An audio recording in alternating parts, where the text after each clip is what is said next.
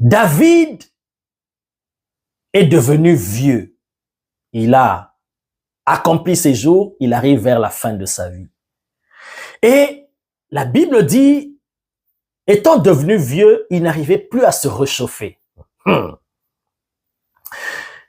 Même on mettait sur lui des vêtements pour le réchauffer, mais il n'arrivait pas à réchauffer. Alors ses serviteurs ont eu l'idée de chercher une jeune et belle fille vierge pour être auprès du roi, pour le servir et pour le réchauffer. Et même coucher dans son sein afin de garder David au chaud. Oh my God! Alors on a trouvé cette jeune femme, Abishag, qu'on a amenée auprès de David, qui a commencé à servir David et qui a arrivé même à dormir dans le sein de David, donc sur le même lit de David. On peut dire en quelque sorte que cette jeune fille-là était devenue la femme de David, ou une concubine de David, parce que David avait beaucoup de femmes. C'était donc la dernière femme qui a accompagné David dans les derniers jours de sa vie. Cette femme-là, Abishag. Oh my God. Jesus, thank you. Donc vous comprenez déjà qui est Abishag. Très brièvement, voici qui est Abishag. Cette femme qui a été l'objet de ce problème qui a amené Salomon à tuer son frère, Abishag. Et donc, David étant devenu vieux, vous savez comment ça se passe, la royauté. Quand un roi meurt ou il doit mourir, c'est son fils qui doit le succéder. S'il a des fils, bien sûr, on va procéder par ordre chronologique, le plus grand et ainsi de suite. Et donc, David, étant près de la mort, il devait avoir un successeur, un de ses fils. Et vous connaissez les enfants de David. Le premier né de David, le premier né de David, il s'appelait Amnon. Et Amnon était tué. Donc, dans l'ordre, on commence par Amnon, mais Amnon n'était plus là au moment où David était à la fin de sa vie. Parce qu'il était tué, vous connaissez l'histoire. Amnon avait violé sa demi-sœur Tamar, qui était la sœur d'Absalom, un des enfants encore de David. Et donc, quand Amnon a violé Tamar et David n'avait pas correctement réagi, cela a déplu Absalom qui avait gardé rancune et qui plus tard s'est vengé en organisant une fête et a fait tuer Amnon. Donc, le premier-né de David, Amnon, est mort. Ainsi, en suivant l'ordre, on arrive à Absalom, qui, logiquement, c'était lui qui devait hériter du trône de David. Mais Absalom aussi s'était disqualifié et il était mort aussi. Il a été tué. Pourquoi? D'abord parce que, à cause de ce désordre-là qui est entré dans la maison de David, cette rancune-là, ça l'a rongé et ensuite ça l'a mené à la révolte contre son propre père, à la rébellion et il voulait même tuer son propre père. Il l'a poursuivi, il l'a détrôné, il a fait un coup d'état même déjà et chassé même David. David a fui, David ne voulait même pas combattre son fils. Et il a couché même avec les concubines de son père qui était resté dans la ville. Et donc vraiment, Absalom était disqualifié et Absalom, dans un combat, il a été tué. Donc, Amnon n'est pas là, Absalom n'est pas là.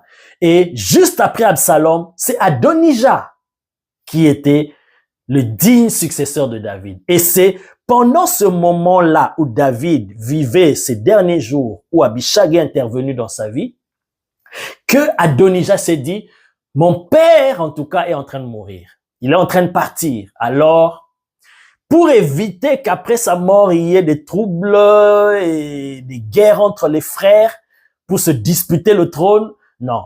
Je préfère déjà maintenant là que je puisse m'autoproclamer roi. Et c'est comme ça qu'il a invité avec lui le sacrificateur Abiatar, Joab, le chef d'armée, et beaucoup de gens se sont joints à lui et on l'a couronné roi. Il est monté sur un char et on a commencé à chanter, à célébrer. Il a organisé une fête, il a invité des gens pour célébrer que Adonijah est devenu roi.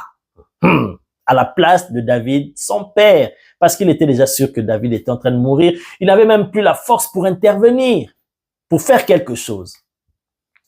Et Nathan le prophète ayant entendu cela parce que lui, il connaissait le plan de Dieu. Et le plan de Dieu était que celui qui va remplacer David, celui qui va hériter du trône de David, ce serait Salomon, fils de Bathsheba. Tout Israël n'était pas au courant. Et je suis sûr qu'Adonijah n'était pas au courant et les autres. Mais Nathan le prophète était au courant. Voilà pourquoi quand nous avons lu, j'avais insisté sur ce verset où Adonijah a dit, la royauté me revenait. Parce que logiquement, humainement parlant, en ce moment-là, celui qui devait être roi d'Israël, selon tout le peuple, selon la logique humaine, c'est Adonijah. Parce que déjà, il est grand frère de Salomon. Il est plus âgé que Salomon. Et dans la logique, c'était lui. Et même, il est précisé que de son vivant, David ne lui a reproché de rien. Donc, il n'avait pas de reproche. Exemplaire. Tout Israël aimait. Et la royauté, on était sûr que c'était lui le prochain roi après David. Mais, comme il avait dit lui-même, oh my God, comme il avait dit lui-même, nous allons lire ce passage, quand il parlait à la maman de Salomon, il dit ceci, « Tu sais que la royauté m'appartenait et que tout Israël portait ses regards sur moi pour me faire régner. Mais la royauté a tourné. » Qui a tourné cela? C'est l'Éternel. Ça, c'est l'Éternel. Si l'Éternel n'avait pas tourné cela, logiquement, c'était Adonijah qui devait être roi. Et donc, Nathan, quand il a entendu cela, il dit non, non, non, le plan de Dieu est en train d'être menacé ici. Et si c'est menacé, c'est la royauté de David qui est menacée. Si quelqu'un d'autre s'assoit sur le trône de David, en lieu et place de Salomon, aïe, aïe, aïe, aïe, aïe, ce sera le désordre, même dans le spirituel, dans le plan de Dieu. Et Nathan, en tant que prophète, va voir Bathsheba, il lui explique la situation, il dit à Bathsheba d'aller voir David. Bathsheba va voir David, il lui explique que voilà ce qu'Adonijah a fait. David a dit, quoi? Ce n'est pas lui. David s'est ressaisi, bien-aimé. Les dernières forces qui lui restaient, c'était pour accomplir cette dernière tâche. Et vous allez voir après, quand vous étudiez la Bible, après avoir intronisé Salomon et donné les dernières instructions, David est parti. David était mort. Jesus, thank you. Et donc David dit, appelez-moi Tsadok le sacrificateur. Appelez-moi, oh my God, Nathan le prophète. Appelez-moi Benajah. Oh, Jesus. Ça encore, c'est des profondeurs terribles. Aïe. Il dit, venez, allez consacrer, allez oindre Salomon en tant que roi et faites-le asseoir sur mon trône. Et c'est ainsi qu'ils sont allés, le prophète, les sacrificateurs, ils l'ont versé l'huile, ils l'ont établi en tant que roi. Et c'est lui qui est devenu le roi d'Israël parce qu'il s'est assis sur le trône de David. La Bible dit quand Adonijah a entendu cela, il a eu peur parce qu'il a compris tout de suite que, là, Salomon, assis sur le trône de David, ce n'est plus n'importe qui, ce n'est plus un homme ordinaire comme toi et moi. Il n'est plus mon petit frère à partir de ce moment-là. Spirituellement, il est devenu quelqu'un d'autre. Il est connecté à une dimension spirituelle élevée. J'ouvre une parenthèse. Voilà pourquoi c'était institué que les rois d'Israël, même les sacrificateurs, pour faire le service bien-aimé, même le roi, pour exercer sa royauté, conduire le peuple, il devait recevoir l'onction, l'huile sur eux. Cette huile-là, cette onction-là, les connecter à la dimension spirituelle, les réactiver à la dimension spirituelle pour diriger ici sur la terre. Donc, le sacrificateur, en entrant dans le temple, le tabernacle, pour faire le travail, il est dans le physique, mais il est en même temps dans le spirituel en train de faire quelque chose. Or, pour accéder dans la dimension spirituelle, il devait recevoir l'huile pour activer sa dimension spirituelle. Voilà l'importance de l'onction. Et même le roi, pour opérer sur la terre ici, il devait être connecté aux réalités spirituelles, à la dimension spirituelle, pour ne pas faire les choses à l'encontre de la pensée du Dieu d'Israël. Voilà pourquoi tout roi d'Israël devait être loin avant d'exercer la fonction. Et donc, Adonijah a compris que là, Salomon est entré dans une autre dimension. L'onction, c'est l'Esprit de Dieu qui vient sur une personne. C'est l'Esprit de Dieu. Or, Ésaïe chapitre 11, à partir du verset 1, nous explique que l'Esprit de Dieu, oh my God, c'est l'Esprit de sagesse, c'est l'Esprit d'intelligence, c'est l'Esprit de la connaissance, c'est l'Esprit de conseil, c'est l'Esprit, my God, qui te donne l'intelligence, la faculté de comprendre les choses au-delà de l'intelligence humaine, qui décuple tes capacités. Il te dote d'une capacité surnaturelle pour voir les choses, non pas la dimension physique, mais la dimension spirituelle. Il te donne une sagesse pour savoir comment opérer et réagir face à des situations. Oh my God! Voilà pourquoi nous avons besoin de l'onction du Saint-Esprit. Et donc, quand Adonijah a vu ça, il a eu peur, il s'est dit, aïe, là, c'est fini. Qu'est-ce qu'il a fait?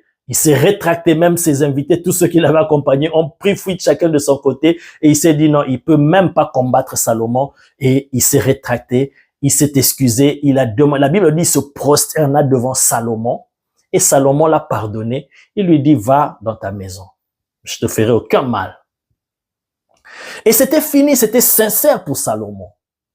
Mais lui, il avait gardé cela dans son cœur. Il se disait qu'on m'a arraché la royauté qui me revenait. Alors, lui, dans son cœur, il n'avait pas lâché. Il cherchait un plan pour essayer de récupérer la royauté. Et bien aimé, voilà pourquoi il faut veiller sur ton cœur. Parce que quand tu gardes rancune dans ton cœur, quand tu as de l'amertume dans ton cœur, quand ton cœur est plein de mauvaises choses, le diable va se servir de toi. Hey! Veille sur ton cœur. Veille sur ton âme. Parce que c'est des invitations. Quand il y a ces choses-là dans ton cœur, c'est des invitations à l'ennemi parce que ce sont des choses qui lui appartiennent. Et il va se servir de toi pour passer par toi et pour essayer de détruire l'œuvre de Dieu. Et ce genre de personnes sont pleins dans nos assemblées, sont pleins autour de nous. Des personnes avec des choses bizarres dans leur cœur, mais qui continuent à servir Dieu, à avancer dans les choses de Dieu. Et ça, Satan aime. J'ai déjà prêché ce message-là. Dieu n'aime pas la cohabitation spirituelle. Vous pouvez écouter cela. Et donc, pour Salomon, c'était passé, mais pour lui, c'était pas passé. Et alors, maintenant, le texte que nous avons lu, c'est que il est venu, quand David est mort, il est venu voir la maman de Salomon. Adonijah est allé vers Bathsheba. Et il fait la demande. Il dit, en tout cas, j'ai une demande à te faire. D'abord, la maman de Salomon lui demande, est-ce que tu viens avec des bonnes intentions? Parce que elle connaissait déjà ce qui s'est passé. Tu avais fait un coup d'État, tu avais échoué dans ton coup d'État, et on ne sait pas si tu as des bonnes intentions ou pas. Lui, il dit non, je suis venu avec des bonnes intentions, il n'y a pas de souci. Alors, la maman de Salomon lui dit, dis-moi, qu'est-ce qui se passe?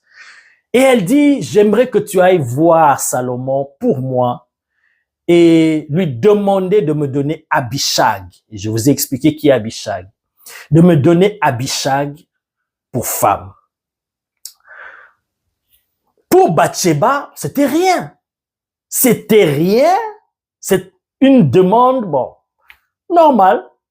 Il a vu la fille, en tout cas David n'est plus là vivant, c'est une jeune fille, elle peut se remarier, et bon. Adonijah la trouve belle, il peut l'épouser.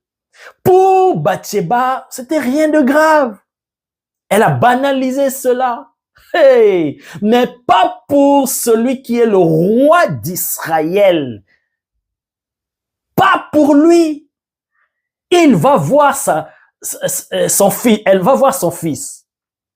Elle dit, voilà, Adonijah est venu me voir, voilà la demande qu'il m'a faite, et alors moi je te demande de lui donner Abishag pour femme. Hey! Salomon qui respectait sa mère. Salomon qui avait de l'estime, de l'amour pour sa mère, qui ne lui refusait rien. Mais là, écoutez le lien que Salomon a fait. Lui qui était conscient des réalités spirituelles. Hey. Verset 22. Le roi Salomon répondit à sa mère, « Pourquoi demandes-tu Abishag, la Sunamite, pour Adonijah? Demande donc la royauté pour lui. » Hey! Vous voyez le lien, la compréhension et la perception du roi Salomon, le roi plein de sagesse et d'intelligence spirituelle. Lui, il voit le lien directement que Abishag égale la royauté de David. Salomon fait comprendre à sa mère, ne sais-tu pas que lorsqu'il demande Abishag, il est en train de demander indirectement la royauté d'Israël, la royauté de David. Et s'il prend la royauté de David, ça veut dire, il prend ma royauté, moi je ne suis plus roi, c'est lui qui deviendra roi à ma place. Toi, tu ne vois pas les choses de la même manière que moi. Et il a dit, il a juré, et il a fait une imprécation que Dieu me traite dans toute sa rigueur si je laisse cet homme Adonijah en vie à cause de cette parole-là, à cause de cette demande-là. Il ne doit plus vivre. Parce que toi, tu ne sais pas ce qu'il demande. Ce qu'il demande là, c'est la royauté. Parce qu'en prenant Abishag comme femme, mais il prend directement la royauté de David. Il y a un transfert qui va se faire. Maman, tu n'es pas au courant. Moi, je suis conscient des réalités spirituelles. Si je lui donne Abishag, il prend la royauté de David. Parce que Abishag couchait dans le sein de David. C'était la dernière femme de David. Et en prenant Abishag pour femme, il est en train de demander en d'autres termes, la royauté qu'il venait de perdre. Et c'est la royauté que je lui donne. Alors je ne peux pas lui donner cette royauté. Et Dieu ne peut pas permettre, le Dieu qui m'a établi sur le trône de David, il ne peut pas permettre cela. Et ainsi, il mourra. Vous comprenez pourquoi Salomon s'est montré dur. Une demande qui paraît banale, simple, anodine, mais une demande qui cachait, oh my God, une transaction spirituelle, un échange d'une portée inimaginable qui allait compromettre non seulement la royauté de Salomon, mais la royauté de David et la royauté du Messie. Et tout le plan de Dieu serait chamboulé. My God. Bien-aimés, nous sommes butés nous aussi, tous les jours, à des choses pareilles. Beaucoup de circonstances, beaucoup de situations qui nous arrivent, qui nous paraissent anodines, qui nous paraissent rien. Mais bien-aimés, cela cache beaucoup de réalités. Ah, voilà pourquoi nous avons besoin d'être conscients des réalités spirituelles. Nous en avons besoin. Dernièrement, il y a un frère qui m'a appelé. Pasteur Pépé, je priais et le Seigneur m'a montré des choses et il veut que je te dise qu'il y a un complot qui se prépare contre toi. Juste quelques temps après, je reçois encore un message d'une autre personne qu'attention, il y a un piège qui se prépare contre toi. J'ai dit, waouh! Et ces complots-là, ces pièges-là, quand ça va se présenter, bien aimé, ce n'est pas que directement, moi, je vois humainement, tu ne verras pas que c'est un piège. Ça peut venir d'une personne que tu portes dans ton cœur. Ça peut venir d'une personne pour qui tu as beaucoup d'estime. Ça peut venir d'une personne que tu ne peux même pas imaginer que Satan peut passer. Regardez Pierre. Si ce n'était pas Jésus, bien-aimé, qui voit, qui a les yeux comme une flamme de feu, mais tu ne sais pas voir parce que humainement, c'était par amour que Pierre dit ces paroles à Jésus. C'était par amour.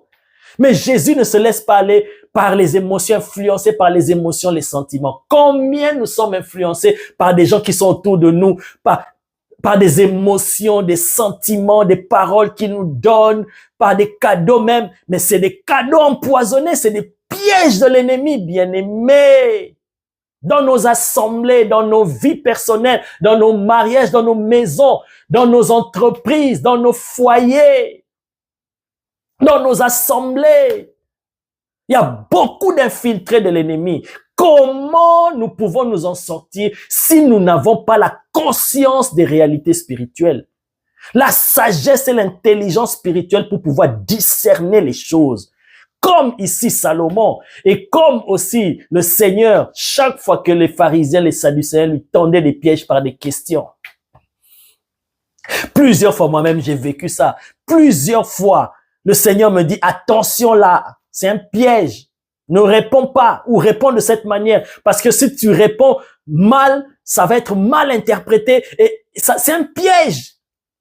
Oh my God, Jesus. Combien de fois les jaloux de Jésus cherchaient une occasion pour l'accuser. Mais ils n'en trouvaient pas parce que lui, il était conscient des réalités spirituelles. Nous en avons besoin, bien-aimés. Vous voyez ce qui est arrivé au roi Salomon. S'il avait cédé à la supplication de sa mère, c'était sa mère.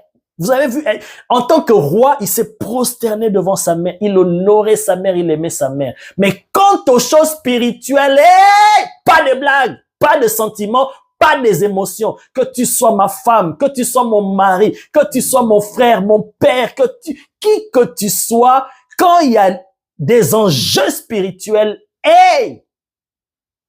Salomon s'est montré presque dur envers sa mère. Pourquoi? Parce que derrière sa mère se cachait le piège de l'ennemi et sa mère n'en était pas consciente. Exactement ce qui s'est passé avec Pierre, sur qui Jésus a prophétisé, a dit, je te donnerai les clés du royaume des cieux. Sur toi, je bâtirai mon église. Mais c'est sur la même personne, au travers de la même personne que Satan est passé. Ah, bien-aimé, bien-aimé.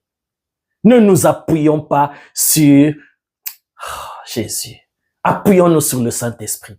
Ne nous appuyons pas sur nos compétences, sur notre intelligence, sur nos expériences, sur notre onction. Appuyons-nous sur le Saint-Esprit. Oh my God. Voyez et comprenez les réalités spirituelles. Il y a beaucoup d'exemples comme ça dans la Bible que je peux donner. Mais j'ai déjà pris du temps et je suis sûr que vous avez compris quelque chose. Oh Jésus, aide-nous. Aide-nous par ton esprit. Aide-nous. Vous voyez, il y avait un enjeu terrible sur le trône de David, sur le règne de Salomon. Donc quand Adonijah demandait à Abishag, oh my God, c'était pour récupérer la royauté, mais sous une forme masquée, maquillée. Jesus, thank you. Et Abishag, cette femme, au-delà de ce qu'elle a apporté physiquement à David, le servir, le réchauffer, bien aimé. Cette femme-là a accompagné David. Et cette femme-là, oh my God, a été préparée. Jesus. Si vous faites des études, vous allez découvrir que Abishag était de la tribu d'Issachar. Qu'est-ce qui a été dit sur la tribu d'Issachar? C'est la tribu qui avait l'intelligence des temps. L'intelligence pour comprendre les temps, discerner les temps, comprendre les réalités spirituelles, pour dire à Israël ce qu'Israël devait faire. Ils avaient cette capacité-là de discerner, cette intelligence spirituelle pour savoir qu'en ce moment, il faut faire ceci, il faut faire les choses de cette manière. Ils étaient conscients des réalités spirituelles. Jesus. Et cette femme-là, bien aimée, si cette femme-là n'était pas venue en ce moment-là pour David, je vous dis qu'il y aurait eu un désordre. Qu'est-ce qui se serait passé? Parce que David, il commençait presque à mourir. Et si David mourait dans ces circonstances-là, sans avoir établi Salomon comme roi d'Israël, bien aimé, après sa mort, s'il mourait d'une manière soudaine, Adonijah allait se proclamer roi. Et le peuple allait l'accepter parce que le peuple croyait en lui. Et il le trouvait irréprochable. Et c'était logique, humainement parlant, constitutionnellement parlant, c'était lui qui devait succéder. Parce que c'était à ce moment-là, après la mort des autres aînés, c'était lui le premier des enfants de David. Mais qu'est-ce que Dieu a fait? Abishag est venu. Oh Jesus. Abishag est venu et elle a aidé David à rester en vie afin de réaliser sa dernière mission, faire asseoir Salomon sur le trône. Raison pour laquelle, dès que David a fini cette mission, il a donné des instructions, il a prié et il est retourné vers le Seigneur qu'il avait appelé parce qu'il avait fini sa mission.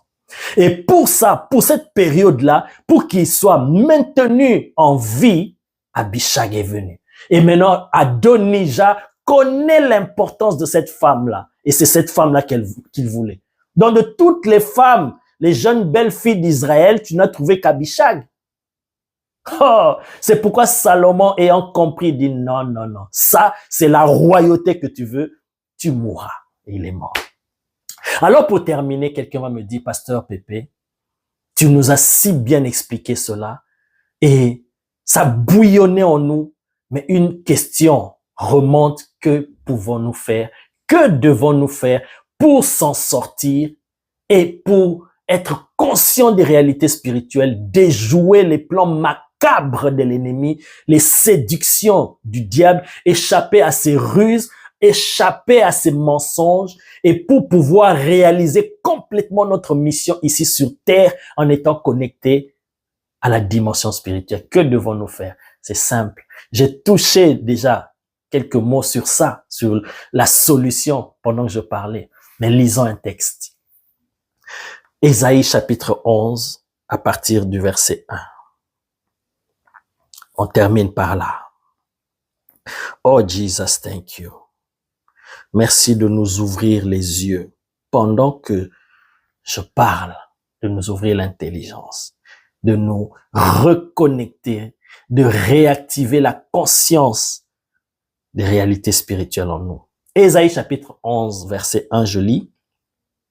Puis un rameau sortira du tronc d'Isaïe et un rejeton naîtra de ses racines. L'esprit de l'Éternel reposera sur lui. Esprit de sagesse et d'intelligence, esprit de conseil et de force, esprit de connaissance et de crainte de l'Éternel. Voilà.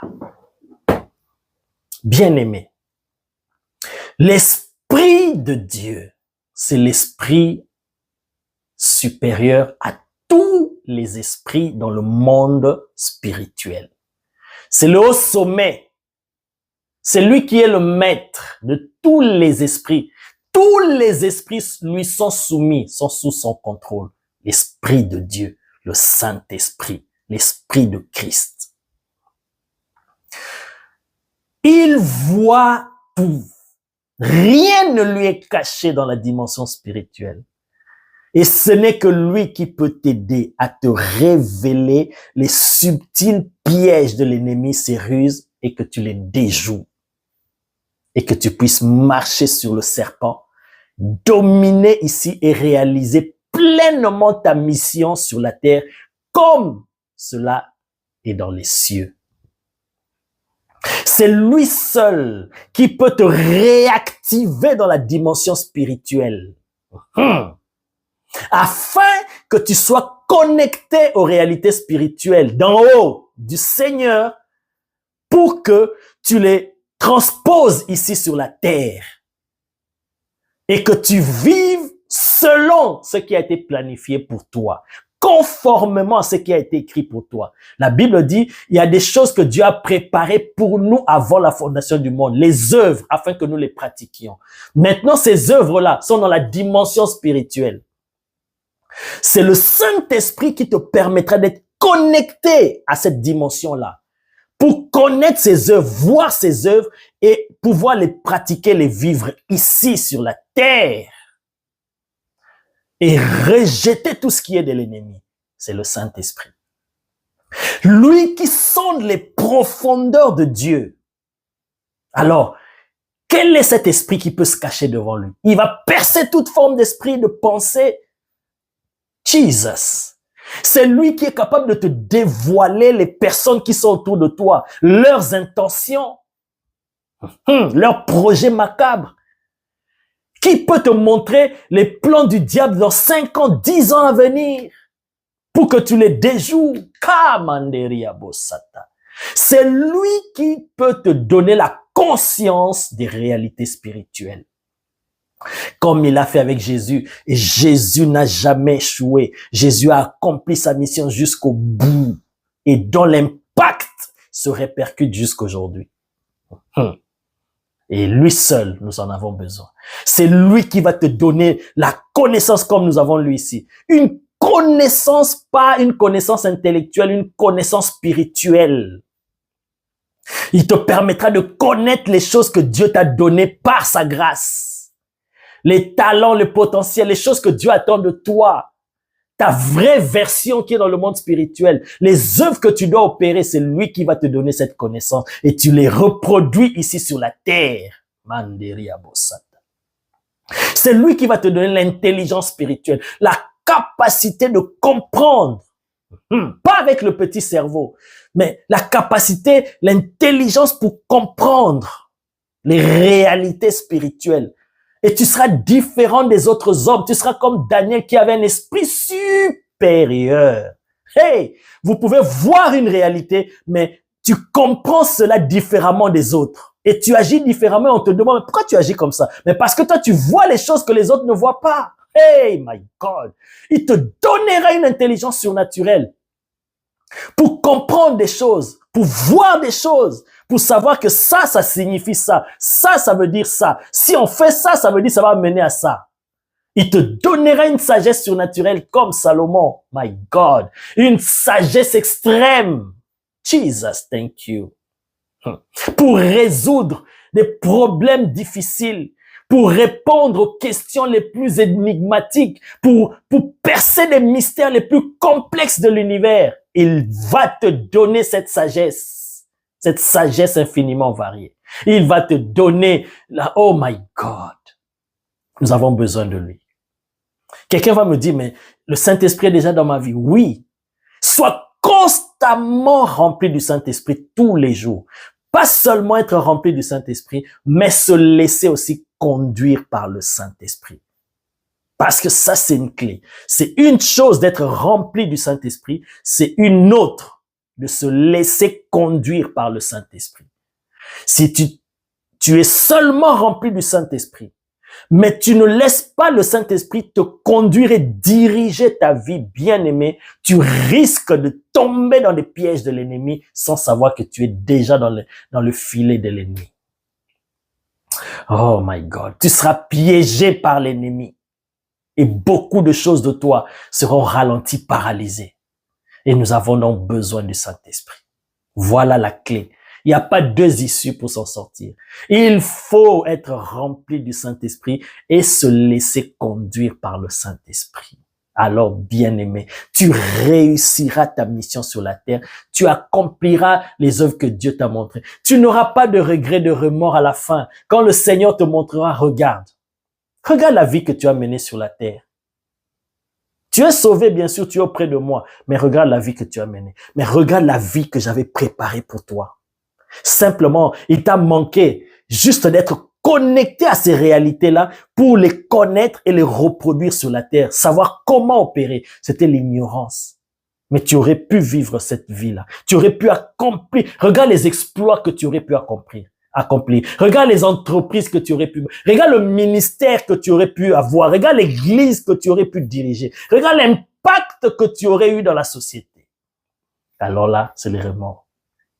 Mais voici le temps pour être conscient de ces réalités, être réactivé dans la dimension spirituelle et pour vivre sur la terre, mais en étant connecté au ciel et en recevant du ciel, de la dimension de Dieu et pour reproduire ici sur la terre.